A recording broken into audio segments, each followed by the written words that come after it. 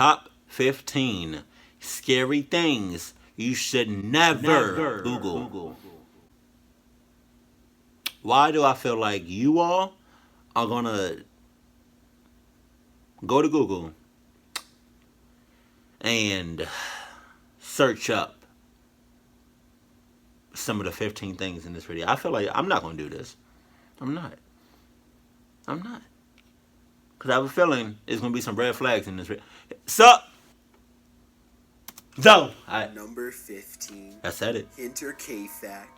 What? A small farmstead about 43 miles north of Munich was devastated by an event that occurred on March 31st, 1922. Okay. This unsolved case involves 6 people, an entire family, including 2 grandparents and their 35-year-old daughter, along with the daughter's 2 children and the family's maid, all having their lives taken with a pickaxe-like tool.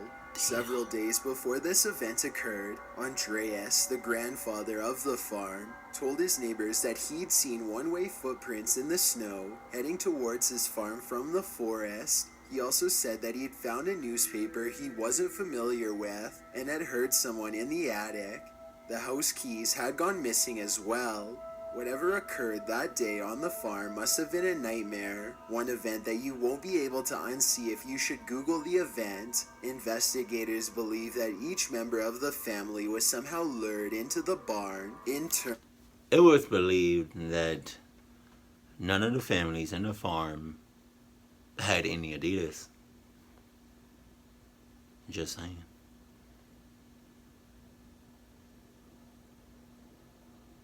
Just saying. After which they had their lives taken with a mattock. God The damn. 2-year-old boy and the maid were both found in the house. The maid had just arrived on the farm the day of the attack, as the previous maid had quit because she thought the farm was haunted.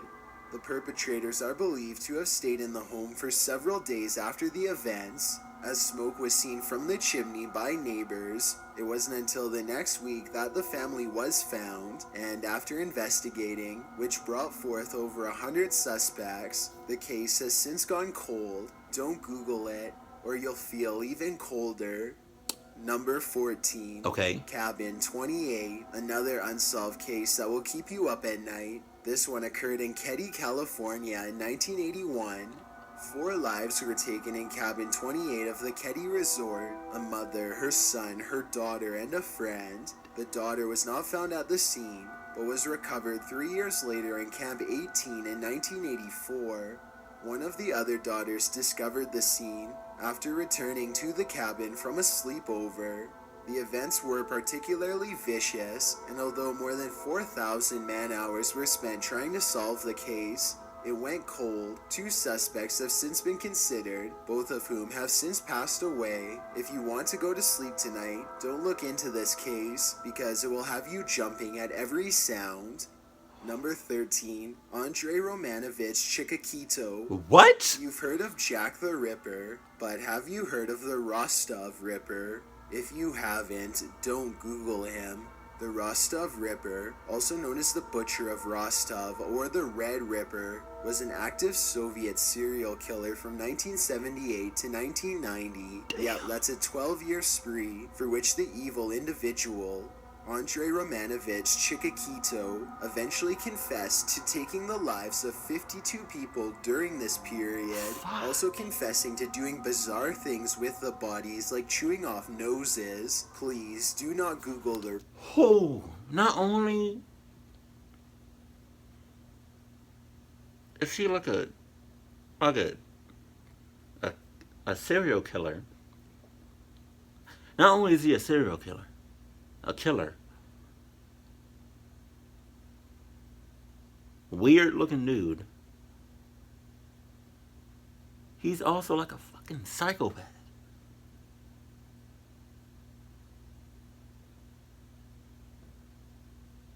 What?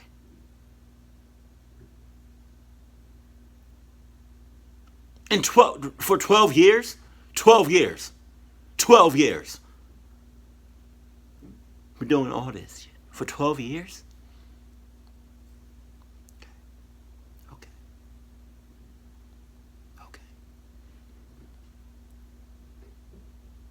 12 years. Like, that's a long time. 12 years. That's a long time of doing all of that. My question is, the whole time he was doing that, where was everybody else? Well, you already know where I was at. Don't need to say it. I'm going to say it. 6 miles out. Right. I said it. But where was everybody else? Like, I'm sure people have seen you do some shit. Unless you saw the person that caught you and you probably, I don't know. But it took way longer than it should have. Just saying. The man's predisposition to eating people may stem back to his youth. When he was a child, his mother told him that his brother had been kidnapped when he was 4 years old and had been eaten by neighbors who were starving. Well, So, this dates. So, doing what he did for 12 years, this goes back to his childhood. And I'm reaching, but this may go back to all this killing stuff. This may go back before he was even born. I feel like the parents of this serial killer was in cahoots. And I felt like the neighborhood and the people that he surrounded himself with and the family that was surrounded, that the people that was surrounding the whole family was in cahoots. The whole family is clucked. Like, I feel like they've been doing this killing and whatnot for a very long time, long before he started doing it. Because when he was a kid, something happened to his brother, and the neighbors was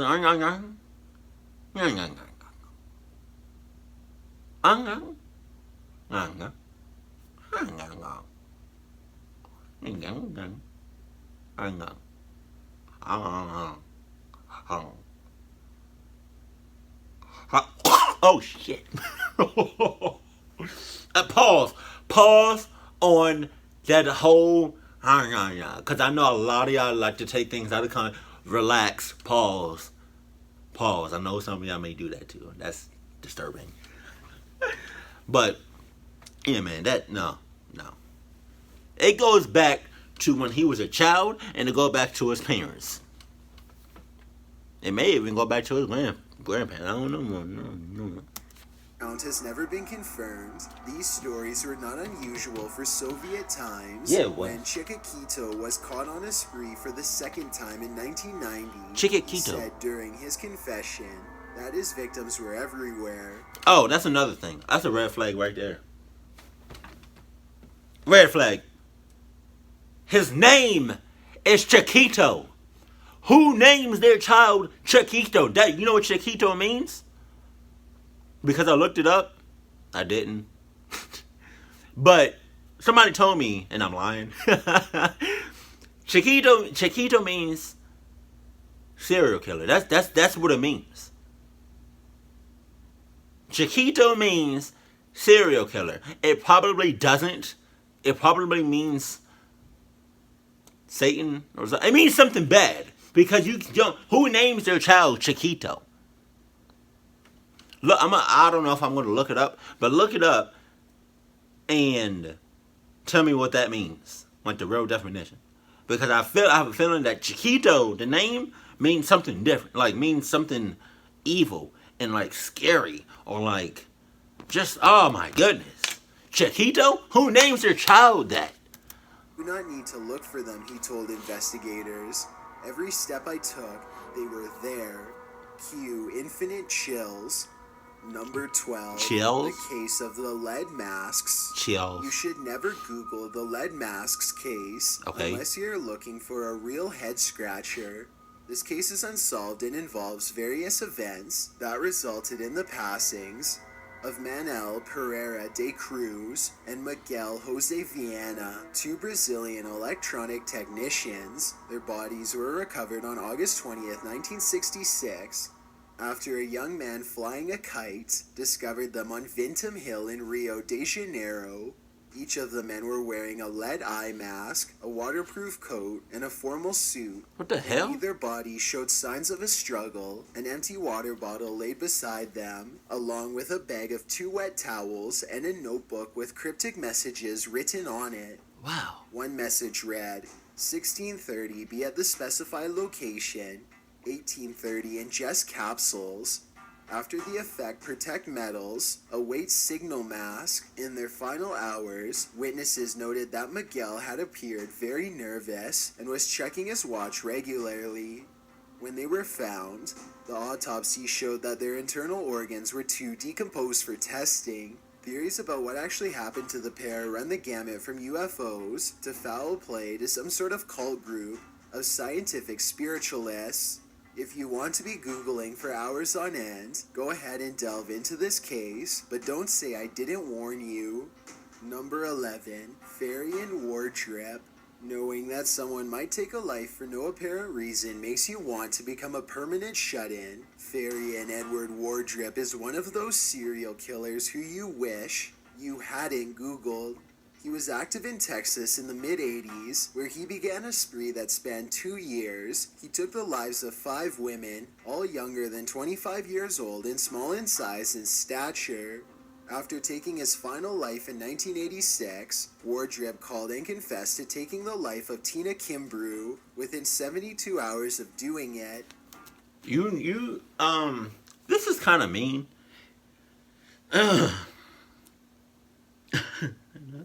I'm sorry. I'm sorry for what I'm about to say, but this dude looks kind of creepy. This dude looks like it's something off about him. I don't want to say creepy, I'll take that back, but it looks like something is off with him. And maybe it's because he has a receding hairline, or it's just something about him just seems off.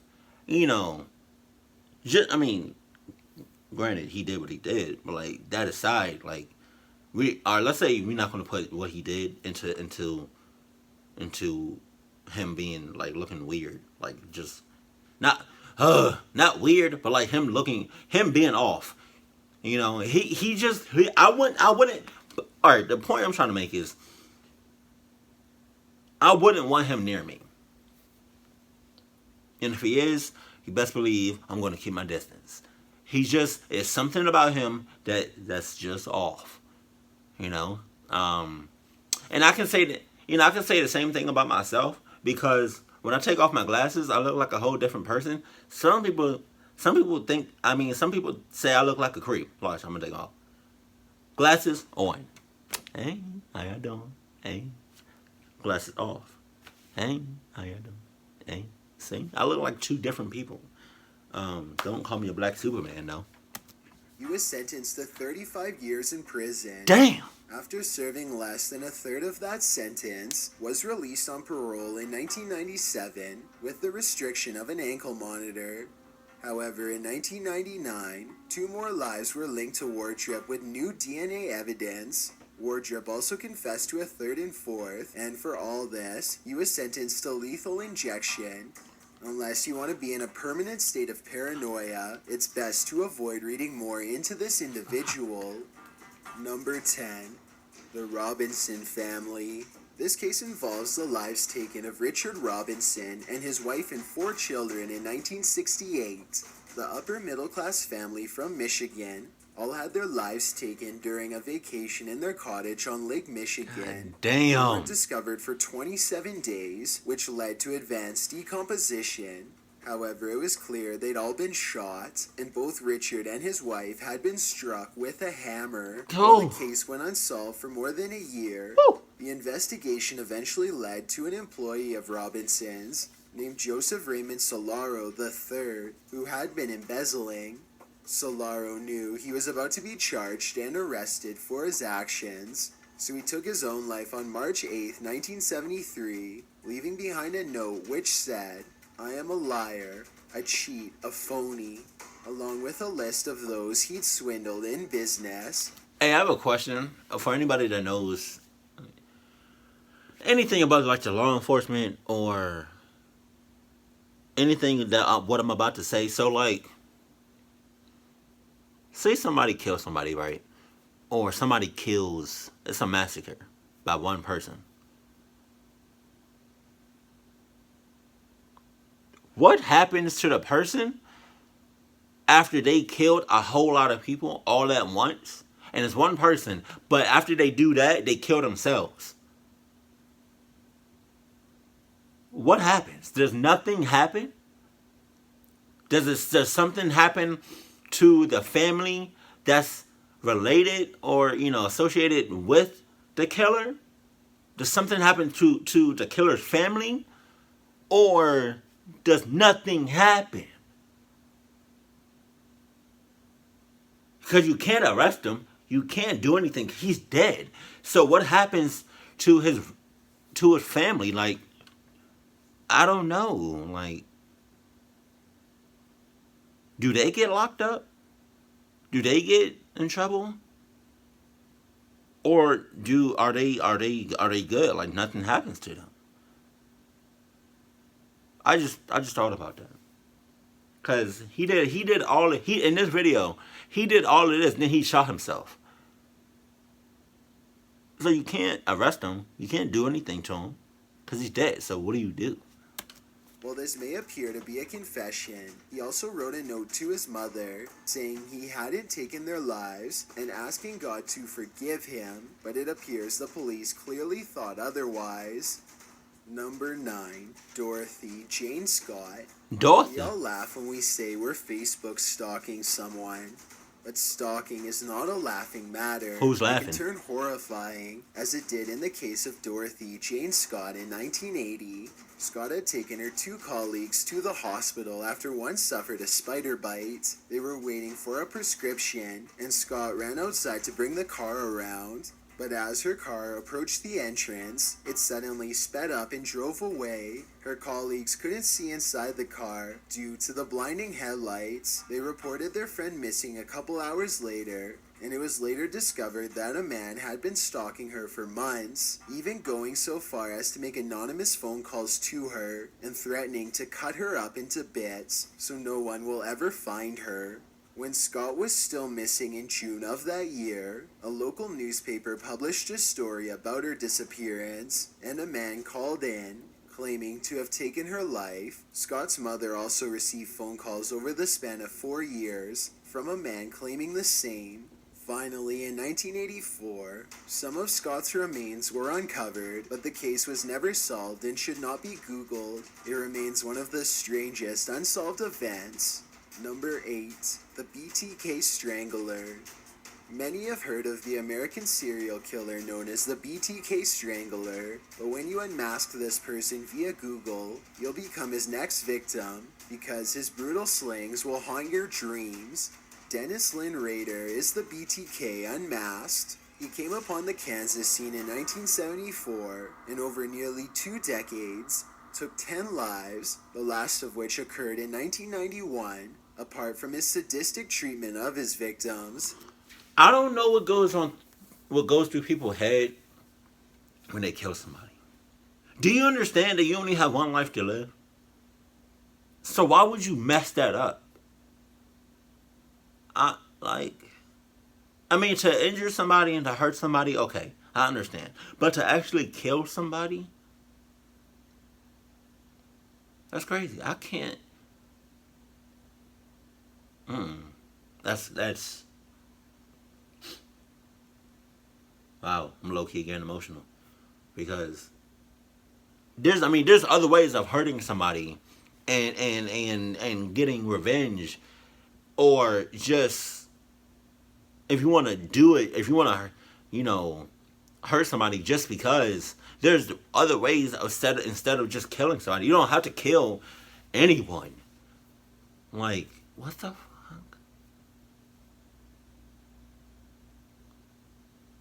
Even if it's like the last resort, the last possible, the only way, you still shouldn't do it. You're taking somebody. How do you do that? How do you point a gun at somebody's face? Or how do you point a gun at somebody's face and just shoot them? Like, bow. Like, how do you?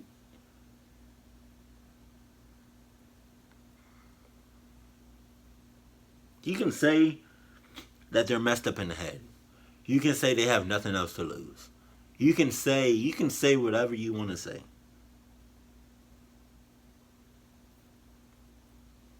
But I would never understand it. I would never understand you killing somebody dead.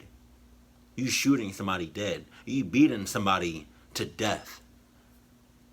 I would never understand that, to be honest with you. You only got one life to live. Why would you mess that up? You can't forgive nobody after that. You can't. And things will never be the same. Ever.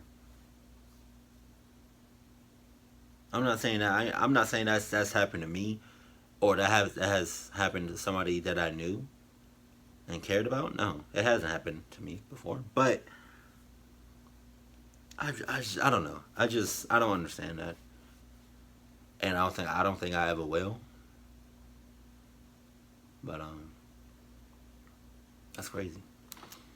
He took his dedication to insanity a step further by dressing up in their clothes as to taunt them or reenact their passings by his hands. That's sick. Images of the scenes and his victims are something you should never Google. Doing so will make your stomach turn. How did he get away with it for so long? From 1974 to 1988, he worked as a security alarm installer with the ADT Security Services, installing systems in homes where unknowing homeowners wanted to secure themselves from the very man who was installing it. There it is. The BTK Strangler. His sadism went a step further when he began to taunt police, the media, and the general public by sending letters detailing his actions to area news and the police. He was free for more than a decade after taking his last life, after which it seems he could no longer fight the urge to taunt the police some more, so he started sending letters again in 2004, which led to his capture in 2005. He is now serving 10 consecutive life sentences. Number 7. Meredith Kircher. This is one of those cases where trial by media led many to convict those accused of taking the life of Kircher even before the trial began. You're likely more familiar with the accused, Amanda Knox, than you are with the victim. Knox was Kircher's American roommate, and she and her Italian boyfriend, Rafael Solito, were at once tried for taking her life. If you have a queasy stomach, do not Google the related photos of this event. According to Knox's account, she discovered the front door open and drops of red liquid in the bathroom on the morning of November 2nd, 2007. Kircher's door was locked, and Knox didn't think anything of it, but when she returned later that day with her boyfriend, Kircher still didn't answer her door, and the pair noticed a broken window. That's when they called the police. After Kircher's body was found, a crazy media circus began to acrobat around the event. The pair were charged, and only after that were fingerprints found at the crime scene belonging to a totally different person, who was eventually found guilty. While the pair's conviction was eventually annulled in 2015, to this day, the Supreme Court of Castleton stated it was a proven fact that Knox was at the scene while Kircher's life was being taken. Unless you have time to sift through a bunch of terrible police work and media misinformation in the search for truth, I'd skip this one. Number 6. The Sauter Family Fire. What happened to the Sauter family on Christmas Eve, December 24th, 1945? That's the question many have asked since the fire destroyed their home in Fayetteville, West Virginia.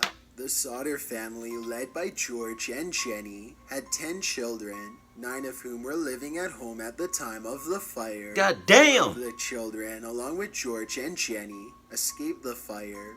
Well, the remaining 5 were never recovered. For some reason, the family believed the others had survived and were only missing. They began putting up billboards of the remaining children on State Route 16 during the 1950s. The billboard remained until the late 1980s. George Sauter insisted that the fire was arson, and not, as the fire department had stated, an electrical fire. George began to theorize that the Sicilian Mafia had taken his 5 children as punishment for George's opposition to Mussolini in his native Italy. Investigations on the state and federal level brought forth nothing. However, in the 60s, the Sauter family received what they believed was a photo of one of their sons as an adult. What really happened? A Google search will lead to many conspiracy theories. Don't Google it unless you want to be flooded with conspiracy theories. Number 5. Frederick Borden. Have you ever wanted to become another person? Frederick Borden, a serial imposter known as the Chameleon, will show you how it's done. Borden has assumed more than 500 false identities since he was a child. God damn! 3 of these identities were those of missing persons, including Nicholas Barclay. Oh my and God! If not for one investigator, he could have pulled it off. At 13 years old, Nicholas Barclay disappeared from San Antonio, Texas in June of 1994 after playing basketball with his friends. He was never seen or heard from again, that is, until Borden stole his identity 3 years later, and in 1997 flew to the US, despite his French accent and brown eyes, where Nicholas had blue ones. Borden was able to convince the Barclays that he was their son, and that his takers had changed his eye color. The Barclays took Borden in, and he lived with them for 5 months. However, a private investigator who was working with a TV crew capturing footage of the family became suspicious of Borden, whose years didn't match Nicholas's. The FBI got involved and took the man's DNA and fingerprints, which were, of course, matched with his real identity. He was charged with perjury and passport fraud and was sent to prison for 6 years. Did he learn from his punishment? Hell no. Of course not. He tried to act again, returning to France and claiming to be Leo Bally, a 14-year-old missing boy. He then tried again in Spain, claiming to be Ruben Sanchez Espinoza, whose mother had passed away in Madrid. No one fell for the act in those cases. Right. However, not long after, he successfully lived for a month as Spanish orphan, Francisco Hernandez Fernandez, at College Jean Monnet in Pau, France. If you don't want to find yourself in a catch-me-if-you-can rabbit hole of false identities, don't Google Frederick Borden. Number 4. Johann Jack Unterweger. This Austrian serial killer took lives across several countries and continents and became a minor celebrity doing it. Do not Google this man. Johann was first caught and convicted of taking a life in 1974, but was released in 1990 after being rehabilitated. He was embraced by Austrian society, so much so that the autobiography he'd written was taught in schools, and he even became a journalist. He was sent to LA to write a story for an Austrian magazine, and during his time there, he is believed to have taken the lives of 3 women. He was also later found guilty of taking the lives of 6 women in Austria and 1 in Czechoslovakia within a year of his release in 1990. Rehabilitated? I think not. After he was convicted of these additional acts and sentenced to life in prison without parole, he took his own life for taking the lives of all these women. He truly is a sick human being. Number 3. R. Bud Dwyer. Pennsylvania Republican State Senator Robert Bud Dwyer served as the 30th Treasurer of Pennsylvania from 1981 until his passing in 1987. It was then that things went horribly wrong. A little backstory. State withholding errors in the late 80s resulted in an overpayment of federal taxes by state workers in Pennsylvania. This led to accounting firms competing for a multi-million-dollar contract to find out how much compensation was owed to these state workers. Well, who was in charge of choosing the accounting firm to win this contract? Robert B. Dwyer was Computer Technology Associates, the California firm that eventually won the $4.6 million contract, allegedly bribed Dwyer with $300,000 worth of kickbacks, which led to Dwyer being found guilty on 11 counts of conspiracy, perjury, mail fraud, and interstate transportation in aid of racketeering. He was faced with a potential $300,000 fine and up to 55 years in prison. You know what I find? I don't know why I paused. Did y'all notice? Did y'all see that? I paused a little bit. You know what I find really disturbing? Are the mother cluckers that are messed up in the head and that are serial killers in general, psychopaths. They put on some of them. They will put on this persona as if they are good-hearted people, like they're good peoples, and they seem like regular people, but in reality they're not. They're acting fake. Like, that's what I don't understand. It's like, don't hide it, just show it, just be blunt about it. You know, just do what you need to do and move on. Like, don't try to be friends with us, and don't try to get comfortable with us, because I don't like that. Because if something's off, my red flag senses are gonna they're gonna spark. I'm gonna tingle. I'm gonna get a little tingle, in my body. Just a little tingle. That's how, like, my little my red this how my red flag senses go off, and a little tingle should be like this. Ooh, like that. Ooh. Yeah, man. But don't like, if you're a killer and or like you want to kill for some odd reason, don't go a whole year or two acting real fake and acting like you're a friendly person when you're not. Like, just do it. Like, what the hell are you doing? Stop acting. Cause homie like this, like he love you, like he cares about you. Like, no, he doesn't. He wanna cluck you up to the max. And that's that shit. I hate that.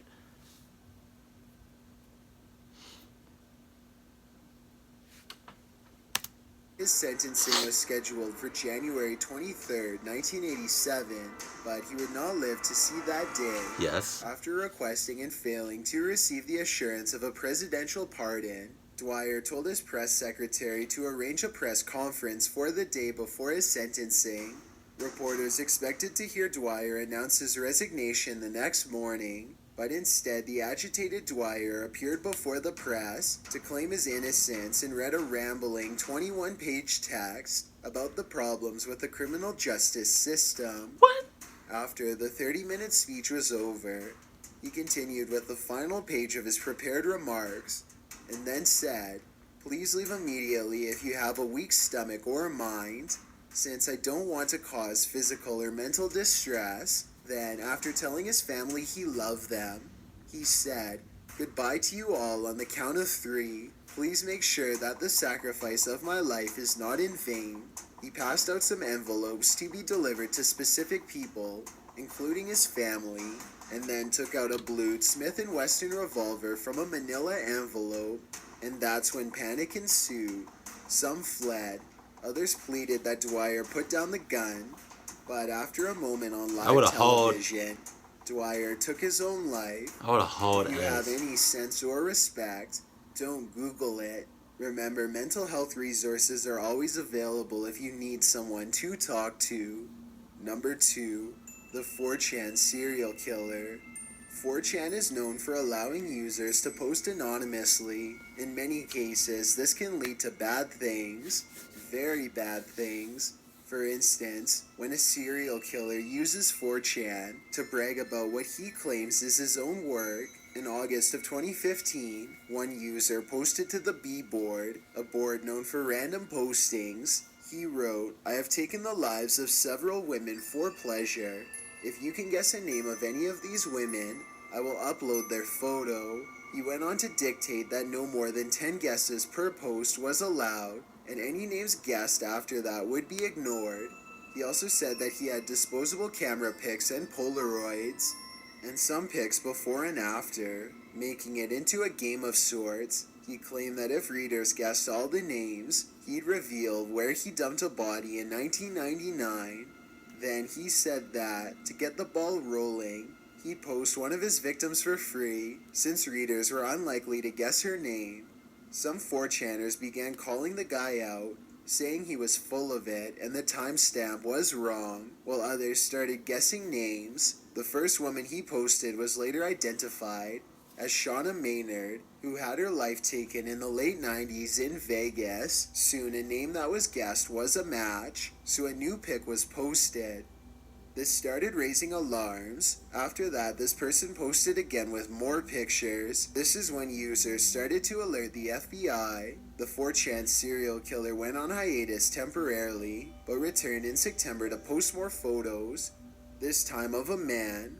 With the first posted image, the person wrote dying, dying, and with the second, he wrote dead. The uploader said he'd return in a month to finish the game, but said he might have to use a different site since his post kept getting removed on 4chan. Was it all a hoax? Most believed this person to be legit, as the photos didn't look staged, nor did they appear to be crime scene photos. In any case, this mystery has yet to be solved. Before we get to number 1, my name is Chills and I hope you're enjoying my narration. If you're curious about what I look like in real life, then go to my Instagram at DylanIsChillinYT and tap that follow button to find out. I'm currently doing a super poll on my Instagram. If you believe ghosts are real, then go to my most recent photo and tap the like button. If you don't, DM me saying why. When you're done, come right back to this video to find out the number 1 entry. Also, follow me on Twitter at YT_chills, because that's where I post video updates. It's a proven fact that generosity makes you a happier person. So if you're generous enough to hit that subscribe button and the bell beside it, then thank you. This way, you'll be notified of the new videos we upload every Tuesday and Saturday.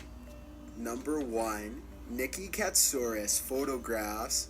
When 18-year-old Nikki Katsouris was involved in a high-speed car chase in 2006 near Lake Forest, California, she lost control of her father's Porsche 911 Carrera and hit a toll booth while driving speeds of more than 100 miles per hour. Damn. And there was a huge controversy following the event, as photographs of the scene were leaked and published on the internet. Katsouris passed away on impact. Newsweek reported that the accident was so gruesome, the coroner wouldn't allow her parents to identify their daughter's body. But somehow, after California Highway Patrol officers photographed the scene and forwarded these images to colleagues, the photos appeared online. Later, 2 California Highway Patrol employees, Aaron Reich and Thomas O'Donnell, confessed to leaking the photos. The parents of the girl discovered these horrific photos of their child online, and they began receiving harassing emails, which included the images in them. A fake MySpace tribute to Katsouris was also set up, but it simply contained links to the photos. These images are so horrible, you should never Google them. All of this harassment and damage resulted in the Katsouris' parents She's so pretty. homeschooling their youngest daughter. and the family sued the CHP and the two dispatch supervisors who leaked the photos, eventually reaching a settlement with the CHP for $2.37 million in damages. Hopefully they'd receive some closure. Thanks for checking out this video. Be sure to subscribe because we upload new countdowns every Tuesday and Saturday. Or if you're still not convinced, here are some of our other videos that I think you'd like. Enjoy. Tuesday. Yeah, man. So that's what I don't like, is that I don't like the people that like do messed up shit to people, to others. But I really don't like it when they do that. But right before they do that, they act like they cool with you until they get you somewhere really private or alone, and then that's when they get you. Like, I don't like that, cause I don't wanna. I don't wanna make friends with somebody, whether at a bar, school, at work, or just in general. Right? And we've been, we've been texting, calling, talking, for a couple months now, and I decide, or he or she decides, the killer decides that, hey, maybe you should come over and we can play some games, or we can watch some Netflix, or just kick it. You do that, and it's only y'all two in the house, or y'all two somewhere private alone, and it's just y'all two, nobody else. Wow, and that's how they get you. Oh man. That's why it's important to know the signs, know the red flags. And it's also, that's why it's important to haul ass and just run when you know it's necessary. You go over to somebody's house and you catching like bad vibes, you better stay as close to the door as possible and make sure that bitch is unlocked. And have your Adidas on at all times. Or if you're going over there, make sure you have the Adidas slides, so you can slide on them. Right? No, man, but yeah, that's crazy. I don't think I'm ever gonna understand what goes through somebody's head when they take somebody's life, when they kill somebody dead.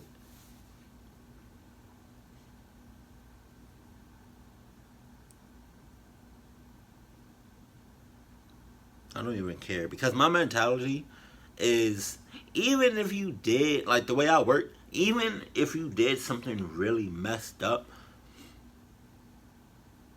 somebody like, you killed a lot of people all at once, or you did it over like 12, you killed people over the course of like 12 years or something, and you finally get caught. Don't kill the killer. Just